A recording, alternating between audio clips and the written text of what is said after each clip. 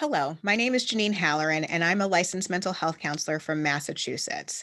I've been working with children, teens, and their families for about 20 years now, and I've worked in a variety of settings. I've worked a lot in school settings from the elementary school level to middle school and high school.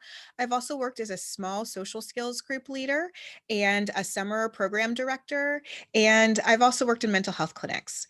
Right now, I still actually do keep a small list of private clients that I still work with on a day to day, week to week basis. So that's pretty exciting. And I really like doing that.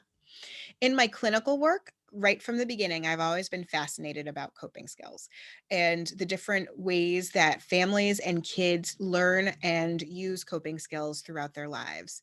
I have to say, it was even one of the focuses of my SMART goals when I was a school counselor to be able to help the students in my schools identify and use coping skills throughout the day, but also when they were at home as well. I kept looking for a book that had the references that I needed, a huge compendium or resource guide that had a bunch of coping skills in it, and I could never find it. So I ended up writing that book because I really wanted to be able to have a resource of a bunch of different strategies that I could use. So I wrote the best-selling Coping Skills for Kids workbook about 5 years ago, and I recently just launched the Coping Skills for Teens workbook. That contains a lot of the same sorts of strategies that are used in the Coping Skills for Kids workbook, but is written in a more teen-friendly format to make it easier for them to access and understand and get some buy-in from our teens as well.